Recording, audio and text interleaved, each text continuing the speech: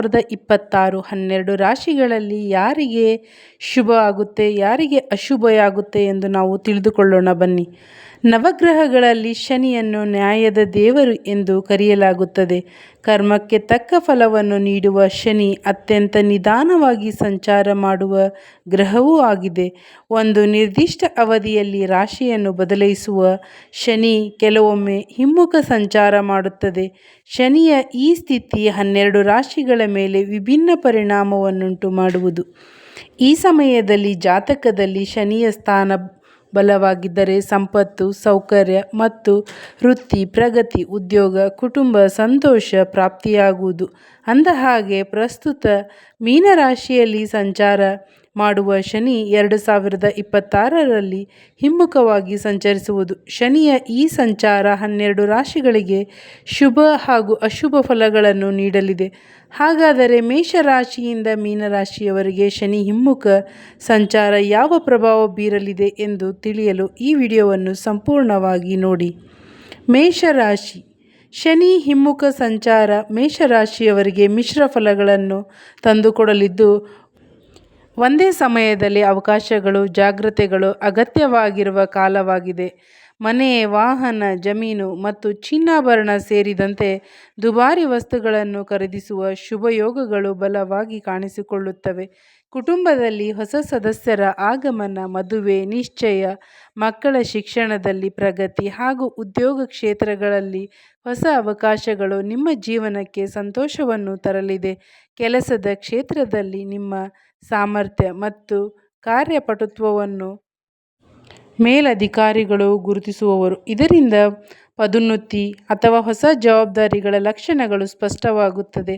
ಆದರೆ ಹಣಕಾಸಿನ ವ್ಯವಹಾರಗಳಲ್ಲಿ ತಪ್ಪು ನಿರ್ಧಾರ, ಮೋಸ ಅಥವಾ ಆಕಸ್ಮಿಕ ನಷ್ಟದ ಸಾಧ್ಯತೆಗಳು ಇರುವುದರಿಂದ ಹೆಚ್ಚಿನ ಎಚ್ಚರಿಕೆ ಅಗತ್ಯ. ಹೂಡಿಕೆ ಅಥವಾ ಸಾಲ ಕೊಡುಗೆ ಮಾಡುವಾಗ ವಿಶ್ವಾಸಾರ್ಹ ವ್ಯಕ್ತಿಗಳ ಮೇಲಷ್ಟೇ ನೆಚ್ಚಿಗೆ ಇಡಿ. ಒಟ್ಟಿನಲ್ಲಿ ಶನಿ ಹಿಮ್ಮುಖ ಸಂಚಾರ ನಿಮ್ಮನ್ನು ಪರೀಕ್ಷಿಸುವುದರ ಜೊತೆಗೆ ಬೆಳೆಸುವ ಸಮಯವಾಗಿದ್ದು, ಶ್ರಮ ಮತ್ತು ಶಾಂತತೆಯಿಂದ ಮುಂದುವರಿದರೆ ಉತ್ತಮ ಫಲಗಳು ಖಚಿತ. ಎರಡನೆಯ ರಾಶಿ ವೃಷಭ. ವೃಷಭ ರಾಶಿಯವರ ಮೇಲೆ ಈ ಅವಧಿಯಲ್ಲಿ ಶನಿಯ ಸಂಪೂರ್ಣ ಅನುಗ್ರಹ ದೊರಕಲಿದ್ದು, ನಿಮ್ಮ ಜೀವನದ ಹಲವಾರು ಕ್ಷೇತ್ರಗಳಲ್ಲಿ ಹೊಸ ಚೇತನ, ಹೊಸ ಪ್ರಗತಿ ಕಾಣಲಿದೆ. ನೀವು ಕೈಗೆತ್ತಿಕೊಳ್ಳುವ ಪ್ರತಿಯೊಂದು ಕೆಲಸವೂ ನಿರೀಕ್ಷೆಗಿಂತ ಉತ್ತಮ ಫಲ ನೀಡುವ ಸಾಧ್ಯತೆಗಳಿವೆ. ವಿಶೇಷವಾಗಿ ಹಣಕಾಸು ಸಂಬಂಧಿತ ವಿಚಾರಗಳಲ್ಲಿ ಈ ಸಮಯ ಅತ್ಯಂತ ಅನುಕೂಲಕರವಾಗಿದ್ದು, ದುಪ್ಪಟ್ಟಿಗಿಂತಲೂ ಹೆಚ್ಚಿನ ಲಾಭವು ಸಾಧ್ಯ. ಆರ್ಥಿಕ ಸ್ಥಿತಿ ಸುಧಾರಣೆ ಮಾತ್ರವಲ್ಲದೆ ಹಳೆಯ ಸಾಲಗಳು ತೆರವುಗೊಳ್ಳುವ ಅವಕಾಶವೂ ಇದೆ.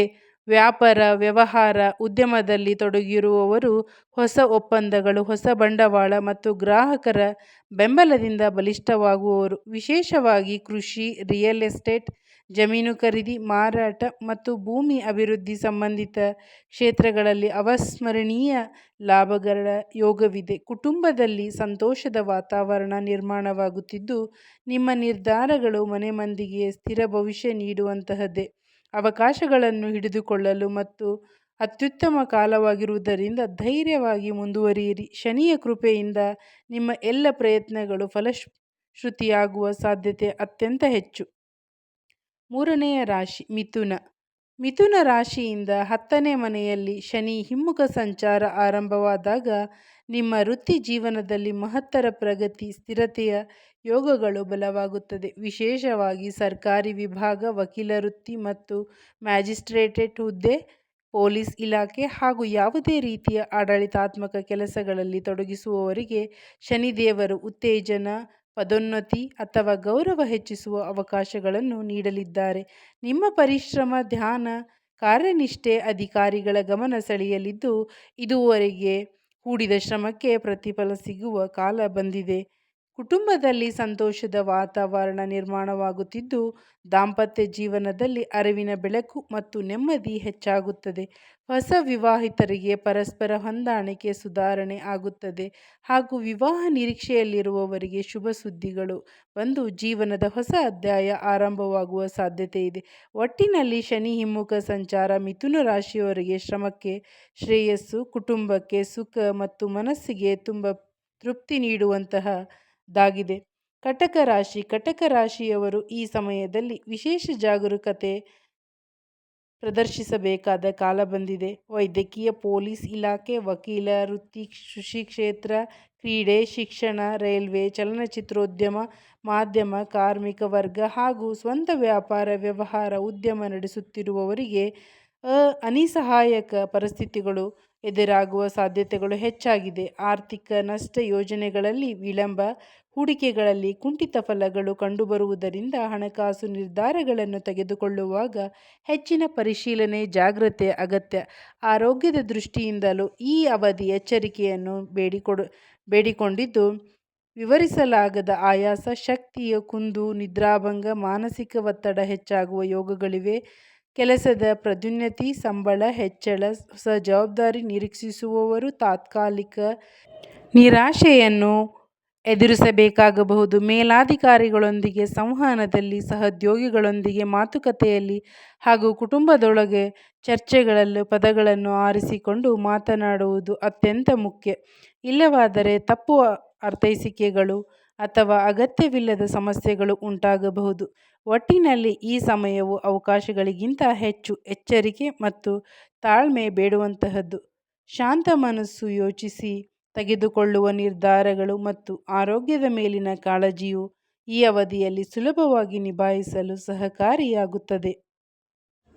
5. ಸಿಂಹರಾಶಿ. ಹೊಸ ವರ್ಷ ಸಿಂಹರಾಶಿಯವರಿಗೆ ಶನಿದೇವನ ಮಹಾ ಅನುಗ್ರಹ ದೊರೆಯಲಿದ್ದು, ಜೀವನದಲ್ಲಿ ಅನೇಕ ಹೊಸ ಅವಕಾಶಗಳು ಮತ್ತು ಎಚ್ಚರಿಕೆಯ ಬದಲಾವಣೆಗಳು ನಿಮ್ಮ ಮುಂದಿನ ದಾರಿಗೆ ಬೆಳಕು ಚೆಲ್ಲಲಿದೆ. ಆರ್ಥಿಕವಾಗಿ ಇದು ಅತ್ಯಂತ ಬಲವಾದ ವರ್ಷವಾಗಲಿದ್ದು, ಹಣದ ಹರಿವು ಹೆಚ್ಚಾಗುವುದು, ಹೂಡಿಕೆಗಳಲ್ಲಿ ಲಾಭ ದೊರಕುವುದು ಮತ್ತು ಸಂಬಳ ಹೆಚ್ಚಳದ ಅವಕಾಶಗಳು ಉದ್ಯೋಗಿಗಳಿಗೆ ಖಚಿತವಾಗಿದೆ. ದೀರ್ಘಕಾಲದಿಂದ ನಿರುದ್ಯೋಗದಿಂದ ಬಳಲುತ್ತಿರುವವರು ಸಿಂಹರಾಶಿಯವರು ಈ ಸಂದರ್ಭದಲ್ಲಿ ತಮ್ಮ ಆಸೆಯ ಉದ್ಯೋಗವನ್ನು ಪಡೆಯುವ ಸಾಧ್ಯತೆ ಹೆಚ್ಚು. ಹೊಸ ಯೋಜನೆಗಳು, ಹೊಸ ಕನಸುಗಳು, ಹೊಸ ಗುರಿಗಳನ್ನು ರೂಪಿಸಲು ಮತ್ತು ಇದು ಅತ್ಯುತ್ತಮ ಕಾಲ. ನೀವು ರೂಪಿಸುವ ಯೋಜನೆಗಳಿಗೆ ವಿಶ್ವಾಸಾರ್ಹ ಮೂಲಗಳಿಂದ ಆರ್ಥಿಕ ಬೆಂಬಲ ದೊರೆಯಬಹುದು. ವ್ಯಾಪಾರ, ಉದ್ಯಮ ವಿಸ್ತರಿಸುವುದು, ಹೊಸ ಬಂಡವಾಳ ಹೂಡಿಕೆ ಮಾಡುವುದು ಹಾಗೂ ಹೊಸ ತಂಡವನ್ನು ರಚಿಸುವುದು ಸುಲಭವಾಗುವ ಸಾಧ್ಯತೆಗಳಿವೆ. ನಿಮ್ಮ ಪರಿಶ್ರಮ, ನಾಯಕತ್ವ ಗುಣ, ಧೈರ್ಯವನ್ನು ಗುರುತಿಸುವವರು ಹೆಚ್ಚುವವರಿಂದ ಖ್ಯಾತಿ, ಮಾನ್ಯತೆ ಸಹ ಲಭಿಸುತ್ತದೆ. ಅದೃಷ್ಟವಂತ ನಕ್ಷತ್ರವು ಬಲವಾಗಿ ಹೊಳೆಯುವ ಈ ವರ್ಷದಲ್ಲಿ ಸಂಪತ್ತು, ಯಶಸ್ಸು, ಗೌರವ, ಜೀವನದ ಏರಿಳಿತಗಳಲ್ಲಿ ಗೆಲುವು ನಿಮ್ಮತ್ತಲೇ ತಿರುಗಿಬರುತ್ತದೆ. ಒಟ್ಟಿನಲ್ಲಿ ಸಿಂಹರಾಶಿಯವರಿಗೆ ಪರಿವರ್ತನೆ, ವೃದ್ಧಿ ಮತ್ತು ಜಯದ ವರ್ಷ.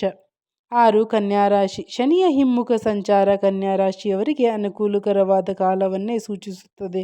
ಈ ಅವಧಿಯಲ್ಲಿ ಕುಟುಂಬ ಮತ್ತು ವೈಯಕ್ತಿಕ ಜೀವನದಲ್ಲಿ ಹಲವು ಸವಾಲುಗಳು ಎದುರಾಗುವ ಸಾಧ್ಯತೆ ಇದೆ. ಕುಟುಂಬದೊಳಗಿನ ಅಸಮಾಧಾನ, ತಪ್ಪು ಅರ್ಥೈಕೆಗಳು ಮತ್ತು ವಿವಾದಗಳು ನಿಮ್ಮ ಮನಸ್ಸಿಗೆ ಭಾರವಾಗಬಹುದು. ಆಸ್ತಿ, ಜಮೀನು, ಮನೆ ನಿರ್ಮಾಣ, ಹಂಚಿಕೆ, ಕಾನೂನು ಸಂಬಂಧಿತ ವಿಚಾರಗಳಲ್ಲಿ ಅಡೆತಡೆಗಳು ಎದುರಾಗುವ ಸಾಧ್ಯತೆ ಹೆಚ್ಚಿರುವುದರಿಂದ ಯಾವುದೇ ನಿರ್ಧಾರಗಳನ್ನು ತೆಗೆದುಕೊಳ್ಳುವಾಗ ಶಾಂತ ಮನಸ್ಸು ಮತ್ತು ಸರಿಯಾದ ಮಾರ್ಗದರ್ಶನ ಅಗತ್ಯ. ಉದ್ಯೋಗ ಕ್ಷೇತ್ರದಲ್ಲಿಯೂ ಸಮಯ ಹೆಚ್ಚು ಸಹಕಾರಿಯಾಗಿರುವುದರಿಂದ ಕೆಲಸದಲ್ಲಿ ನಿರಂತರ ಒತ್ತಡ, ವಿಳಂಬ, ಮೇಲಾಧಿಕಾರಿಗಳ ತೃಪ್ತಿಹೀನತೆ, ಪ್ರಾಜೆಕ್ಟ್ಗಳಲ್ಲಿ ಅಸಮಾಧಾನಕರ ಫಲಿತಾಂಶಗಳು ನಿಮ್ಮ ಆತ್ಮವಿಶ್ವಾಸಕ್ಕೆ ಧಕ್ಕೆಯೊಡ್ಡಬಹುದು. ವಿಶೇಷವಾಗಿ ಬಡ್ಡಿ ವ್ಯವಹಾರ, ಬ್ಯಾಂಕಿಂಗ್ ಕ್ಷೇತ್ರ, ಇಂಜಿನಿಯರಿಂಗ್, ಮೊಬೈಲ್ ಉದ್ಯಮ, ಹೋಟೆಲ್, ರೆಸ್ಟೋರೆಂಟ್, ಕೈಗಾರಿಕೆ, ಗಾರ್ಮೆಂಟ್, ಉತ್ಪಾದನೆ ಕ್ಷೇತ್ರಗಳಲ್ಲಿ ಕೆಲಸ ಮಾಡುವವರಿಗೆ ಸವಾಲುಗಳು ಹೆಚ್ಚಾಗುವ ಸಾಧ್ಯತೆಯಿದೆ. ಮನೋವೈಕಲ್ಯ, ಆತಂಕ, ಅತಿ ವಿಚಾರ ಮತ್ತು ಮಾನಸಿಕ ಆಯಾಸವು ಹೆಚ್ಚಾಗುವ ಕಾರಣ ಆರೋಗ್ಯದ ಮೇಲೆ ಪರಿಣಾಮ ಬೀಳಬಹುದು. ಸುತ್ತಲಿನ ಪರಿಸ್ಥಿತಿಗಳು ಒತ್ತಡದಂತೆ ಕಂಡರೂ ನಿಮ್ಮ ಧೈರ್ಯ, ಶಾಂತಿ ಮತ್ತು ಸೂಕ್ತ ಯೋಜನೆಗಳು ಈ ಸಮಯವನ್ನು ನಿಭಾಯಿಸಲು ಸಹಕಾರಿಯಾಗುತ್ತದೆ.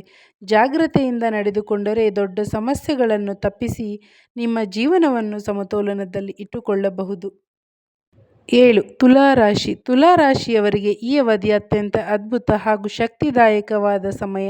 6ನೇ ಮನೆಯಲ್ಲಿ ಶನಿ ಹಿಮ್ಮುಖ ಸಂಚಾರವು ನಿಮ್ಮ ಜೀವನದ ಕಠಿಣ ಸವಾಲುಗಳನ್ನು ಜಯಿಸುವ ಬಲವನ್ನು ನೀಡುತ್ತಿದ್ದು, ಬಹುಕಾಲದಿಂದ ನಿಮಗೆ ತೊಂದರೆ ನೀಡುತ್ತಿದ್ದ ಶತ್ರುಗಳು, ಸ್ಪರ್ಧಿಗಳು ಅಥವಾ ಗೂಢ ವಿರೋಧಿಗಳ ಮೇಲೆ ಸ್ಪಷ್ಟ ಜಯ ಸಾಧಿಸಲು ಸಹಕಾರಿಯಾಗುತ್ತದೆ. ಉದ್ಯೋಗದಲ್ಲಿ ನಿಮ್ಮ ಕಾರ್ಯನಿಷ್ಠೆ, ಪ್ರಾಮಾಣಿಕತೆ ಮತ್ತು ಶಿಸ್ತು ಗುರುತಿಸುವವರು ಹೆಚ್ಚಾಗುವವರು. ಆದರೆ ಫಲವಾಗಿ ಗೌರವ, ಮಾನ್ಯತೆ ಹಾಗೂ ಸಾಧನೆಗಳ ದಾರಿ ಸುಗಮವಾಗುತ್ತದೆ. ಸಾಲ, ರೋಗ, ವಾದ-ವಿವಾದಗಳಂತಹ ಕಷ್ಟಕರ ಸಮಸ್ಯೆಗಳನ್ನು ಎದುರಿಸುವಾಗ ನಿಮ್ಮ ಒಳಗಿನ ಬುದ್ಧಿವಂತಿಕೆ, ತಾಳ್ಮೆ, ನಿರ್ಧಾರ ಶಕ್ತಿ ಅತ್ಯಂತ ಬಲವಾದ ಆಯುಧಗಳಾಗಿ ಪರಿಣಮಿಸುತ್ತದೆ. ಆರೋಗ್ಯದಲ್ಲಿ ಸುಧಾರಣೆ, ಹಳೆಯ ಸಮಸ್ಯೆಗಳ ಪರಿಹಾರ ಹಾಗೂ ಮಾನಸಿಕ ನೆಮ್ಮದಿ ದೊರಕುತ್ತದೆ. ಹಣದ ಅರಿವು ಹೆಚ್ಚಾಗುವುದರಿಂದ ಆರ್ಥಿಕ ಸ್ಥಿತಿ ಬಲಗೊಳ್ಳುತ್ತದೆ ಮತ್ತು ಹೊಸ ಆದಾಯ ಮೂಲಗಳು ಸೃಷ್ಟಿಯಾಗುವವು. ನಿಮ್ಮ ಕಠಿಣ ಪರಿಶ್ರಮಕ್ಕೆ ಶನಿ ದೇವರು ಅದ್ಭುತ ಫಲಗಳನ್ನು ನೀಡುವ ಈ ಸಮಯದಲ್ಲಿ ನೀವು ಮಾಡಿರುವ ಎಲ್ಲ ಶ್ರಮವು ನಿಜವಾದ ಯಶಸ್ಸಿಗೆ ರೂಪಾಂತರಗೊಳ್ಳುವ ಸಾಧ್ಯತೆ ಇದೆ. ಒಟ್ಟಿನಲ್ಲಿ ತುಲಾ ರಾಶಿಯವರಿಗೆ ಇದು ಶಕ್ತಿ, ವಿಜೇತಾವಸ್ಥೆ ಮತ್ತು ಸಮೃದ್ಧಿಯ ವರ್ಷ. 8. ವೃಶ್ಚಿಕ ರಾಶಿ. ಹೊಸ ವರ್ಷ ವೃಶ್ಚಿಕ ರಾಶಿಯವರಿಗೆ ಆರ್ಥಿಕವಾಗಿ ಅತ್ಯಂತ ಶಕ್ತಿದಾಯಕ ಹಾಗೂ ಪುನರುತ್ಥಾನದ ಸಮಯವಾಗಲಿದೆ. ಬಹುಕಾಲದಿಂದ ಕಾಡುತ್ತಿದ್ದ ಸಾಲಬಾಧೆಯಿಂದ ಈ ಅವಧಿಯಲ್ಲಿ ಸಂಪೂರ್ಣ ಮುಕ್ತಿಯು ಸಾಧ್ಯತೆಗಳು ಸ್ಪಷ್ಟವಾಗುತ್ತದೆ. ಹಣದ ಅರಿವು ಹೆಚ್ಚಾಗುವುದರಿಂದ ಆರ್ಥಿಕ ಸ್ಥಿತಿಯಲ್ಲಿ ಸುಧಾರಣೆ ಕಾಣಿಸಿಕೊಳ್ಳುತ್ತದೆ ಮತ್ತು ನಿಮ್ಮ ಹಣಕಾಸು ನೆಲೆ ಬಲಪಡುತ್ತದೆ. ವ್ಯಾಪಾರ ಮಾಡುತ್ತಿರುವವರು ಹೊಸ ಒಪ್ಪಂದಗಳು, ಹೂಡಿಕೆದಾರರ ಬೆಂಬಲ ಹಾಗೂ ಉತ್ತಮ ಲಾಭಗಳನ್ನು ಗಳಿಸುವ ಅವಕಾಶವನ್ನು ಪಡೆಯುವ ಸಾಧ್ಯತೆ ಹೆಚ್ಚು. ಈ ಕಾರಣಕ್ಕಾಗಿ ಇದು ವ್ಯಾಪಾರಿಗಳಿಗೆ ಅತ್ಯಂತ ಅನುಕೂಲಕರವಾದ ಸಮಯ. ಶನಿ ದೇವರ ಕೃಪೆಯಿಂದ ನಿಮ್ಮ ಹಣಕಾಸು ನಿರ್ವಹಣೆಯಲ್ಲಿ ಹೊಸ ಬದಲಾವಣೆಗಳು ಉಂಟಾಗುತ್ತದೆ. ಖರ್ಚುಗಳನ್ನು ನಿಯಂತ್ರಿಸುವ ಶಕ್ತಿ, ಸರಿಯಾದ ಯೋಜನೆಗಳನ್ನು ರೂಪಿಸುವ ಸಾಮರ್ಥ್ಯ ಮತ್ತು ಹಣವನ್ನು ಸಮರ್ಥವಾಗಿ ಬಳಸುವ ಚಾತುರ್ಯ ಒಟ್ಟಾರೆಯಾಗಿ ನಿಮ್ಮ ಜೀವನದಲ್ಲಿ ಸ್ಪಷ್ಟವಾಗಿ ಬೆಳಗಲಿದೆ. ಹೊಸ ಯೋಜನೆಗಳನ್ನು ಪ್ರಾರಂಭಿಸಲು, ವ್ಯವಹಾರ ವಿಸ್ತರಿಸಲು, ಆರ್ಥಿಕ ಗುರಿಗಳನ್ನು ಸಾಧಿಸಲು ಮತ್ತು ಸೂಕ್ತ ಸಮಯ. ಒಟ್ಟಿನಲ್ಲಿ ವೃಶ್ಚಿಕ ರಾಶಿಯವರಿಗೆ ಈ ವರ್ಷ ಆರ್ಥಿಕ ಜಾಗೃತಿಯ, ಸ್ಥಿರತೆಯ ಮತ್ತು ಸಮೃದ್ಧಿಯ ಅದ್ಭುತ ಅವಧಿ. 9. ಧನುರಾಶಿ. 2026ನೇ ವರ್ಷವು ನಿಮ್ಮ ಜೀವನದಲ್ಲಿ ಹಲವು ಉತ್ತಮ ಬದಲಾವಣೆಗಳನ್ನು ತಂದುಕೊಡಲಿರುವ ಶುಭಕಾಲ. ವಿಶೇಷವಾಗಿ ಸರ್ಕಾರಿ ಏಜೆನ್ಸಿ, ಪೊಲೀಸ್ ಇಲಾಖೆ, ಸರ್ಕಾರಿ ಸೇವೆಗಳು, ಮ್ಯಾಜಿಸ್ಟ್ರೇಟ್, ವಕೀಲ ವೃತ್ತಿ ಕ್ಷೇತ್ರಗಳಲ್ಲಿ ತೊಡಗಿಸುವವರಿಗೆ ಅದು ಅತ್ಯಂತ ಪ್ರಗತಿಯುತ ಸಮಯವಾಗಿದ್ದು, ನಿಮ್ಮನ್ನು ಉನ್ನತ ಹುದ್ದೆಯ ಕಡೆಗೆ ಕರೆದೊಯ್ಯುವ ಯೋಗಗಳು ಬಲವಾಗಿ ಕಾಣಿಸುತ್ತದೆ. ಶನಿ ದೇವನ ಅನುಗ್ರಹದಿಂದಾಗಿ ಸಂಪತ್ತು, ಸೌಕರ್ಯಗಳು, ಗೌರವ, ನೆಮ್ಮದಿ, ಸಂತೋಷ ಜೀವನದಲ್ಲಿ ಹೆಚ್ಚಾಗಲಿದೆ. ಹಳೆಯ ದಿನಗಳಿಂದ ಬಾಕಿ ಉಳಿದಿರುವ ಕೆಲಸ ಒಂದರ ನಂತರ ಒಂದು ಪೂರ್ಣಗೊಳ್ಳಲಿದ್ದು, ಇದರಿಂದ ನಿಮ್ಮ ಮೇಲೆ ಇದ್ದ ಒತ್ತಡ ಕಡಿಮೆಯಾಗುತ್ತದೆ ಮತ್ತು ಹೊಸ ಅವಕಾಶಗಳು ಉದಯಿಸುತ್ತವೆ. ಇದೇ ರೀತಿ ಆರ್ಥಿಕವಾಗಿ 2026 ವರ್ಷ ನಿಮ್ಮನ್ನು ಮತ್ತಷ್ಟು ಬಲಪಡಿಸುವ ಸಮಯ. ನಿಮ್ಮ ಪ್ರಯತ್ನಗಳಿಗೆ ನಿರೀಕ್ಷೆಗಿಂತಲೂ ಹೆಚ್ಚಿನ ಪ್ರತಿಫಲ ದೊರೆಯುವುದು. ಕೆಲವು ಸಂದರ್ಭಗಳಲ್ಲಿ ದುಪ್ಪಟ್ಟಿಗಿಂತಲೂ ಹೆಚ್ಚಿನ ಲಾಭ ಸಾಧ್ಯ. ಆದಾಯದ ಹೊಸ ಮೂಲಗಳು ತೆರೆದುಕೊಳ್ಳಬಹುದು. ಹಳೆಯ ಹೂಡಿಕೆಗಳಿಂದ ಉತ್ತಮ ಫಲ ದೊರೆಯಬಹುದು ಮತ್ತು ಹಣಕಾಸು ಜೀವನದಲ್ಲಿ ಆಶ್ಚರ್ಯಕರವಾದ ಬದಲಾವಣೆಗಳು ಸಂಭವಿಸುವ ಸಾಧ್ಯತೆ ಇದೆ. ಒಟ್ಟಿನಲ್ಲಿ 2026ನೇ ವರ್ಷವು ನಿಮ್ಮ ಕಾರ್ಯಕ್ಷೇತ್ರ, ಆರ್ಥಿಕ ಪರಿಸ್ಥಿತಿ, ವೈಯಕ್ತಿಕ ಜೀವನದಲ್ಲಿ ಹೊಸ ಬೆಳವಣಿಗೆಗಳನ್ನು, ಯಶಸ್ಸನ್ನು, ಸಮೃದ್ಧಿಯನ್ನು ತಂದುಕೊಡುವ ಅತ್ಯಂತ ಶುಭಕಾರಿ ವರ್ಷವಾಗಿದೆ. 10. ಮಕರ ರಾಶಿ. ಹೊಸ ವರ್ಷ ಮಕರ ರಾಶಿಯವರಿಗೆ ಅನೇಕ ಪ್ರಯೋಜನಕಾರಿ ಅನುಭವಗಳು, ಸುಧಾರಣೆಗಳು ಮತ್ತು ಯಶಸ್ಸಿನ ಅವಕಾಶಗಳನ್ನು ನೀಡಲಿರುವ ಶುಭಕಾಲವಾಗಿದೆ. ನಿಮ್ಮ ಆರ್ಥಿಕ ಪರಿಸ್ಥಿತಿ ಕಳೆದ ವರ್ಷಗಳಿಗಿಂತ ಗಮನಾರ್ಹವಾಗಿ ಸುಧಾರಿಸುವುದು ಮಾತ್ರವಲ್ಲ, ಕೆಲವು ಅನಿರೀಕ್ಷಿತ ಬದಲಾವಣೆಗಳು ನಿಮ್ಮ ಜೀವನಕ್ಕೆ ದುಪ್ಪಟ್ಟು ಲಾಭವನ್ನು ತಂದುಕೊಡಲಿದೆ. ಶನಿ ದೇವನ ಅನುಗ್ರಹದಿಂದಾಗಿ ಹಣಕಾಸಿನ ಭದ್ರತೆ ಹೆಚ್ಚಾಗುವುದು, ಹೂಡಿಕೆಗಳು ಲಾಭ ತರುತ್ತದೆ ಮತ್ತು ಆರ್ಥಿಕ ನೆಲೆ ಬಲವಾಗುತ್ತದೆ. ಸಮಯ ಸ್ವಂತ ಉದ್ಯೋಗ, ಹೊಸ ವೃತ್ತಿ ಆರಂಭಿಸಲು ಅತ್ಯುತ್ತಮ. ನೀವು ಗಟ್ಟಿಯಾಗಿ ಯೋಚಿಸುತ್ತಿದ್ದ ಕೆಲವು ಬಿಸಿನೆಸ್ ಐಡಿಯಾ ಅಥವಾ ಯೋಜನೆ ಈ ಅವಧಿಯಲ್ಲಿ ಯಶಸ್ವಿಯಾಗಿ ರೂಪುಗೊಳ್ಳುವ ಸಾಧ್ಯತೆ ಹೆಚ್ಚು. ಆರಂಭಿಸಿದರೆ ಉದ್ಯೋಗ ನಿಮಗೆ